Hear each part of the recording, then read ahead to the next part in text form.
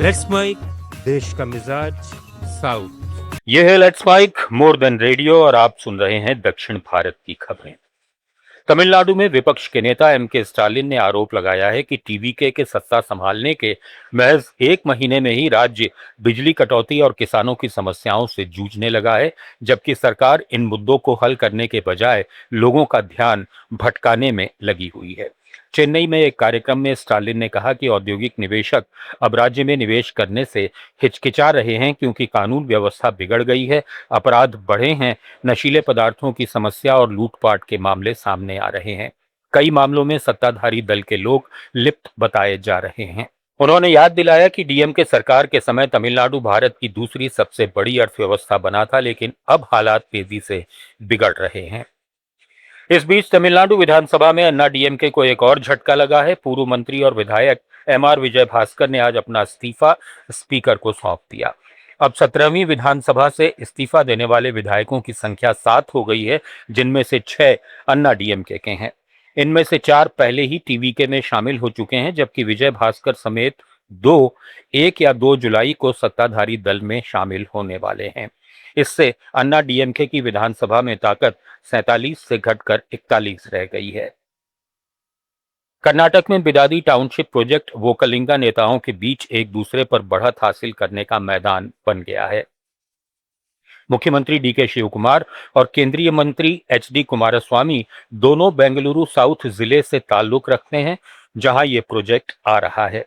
किसानों की जमीन बचाने के मुद्दे पर शुरू हुआ विरोध अब व्यक्तिगत आरोप प्रत्यारोप में बदल गया है, जिसमें शिवकुमार पर संपत्ति बढ़ाने के आरोप लगाए जा रहे हैं, जबकि कांग्रेस इसे कुमारस्वामी की ईर्ष्या बता रही है।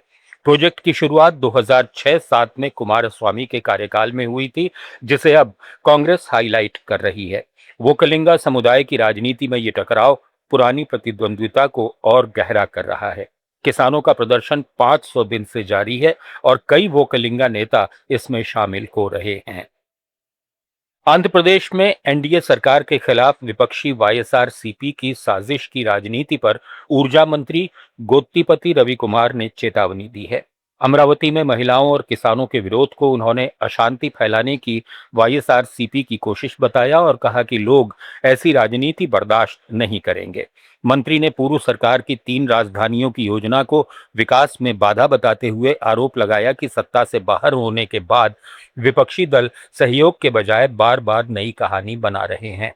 उन्होंने स्पष्ट किया कि सरकार कानून व्यवस्था बनाए रखने और विकास के लिए प्रतिबद्ध है और शांति भंग की किसी भी कोशिश पर सख्त कार्रवाई होगी। तेलंगाना के मुख्यमंत्री ए रेवंत रेड्डी ने विपक्ष को अपनी सरकार के 30 महीने के प्रदर्शन पर विधानसभा में बहस करने की चुनौती दी है।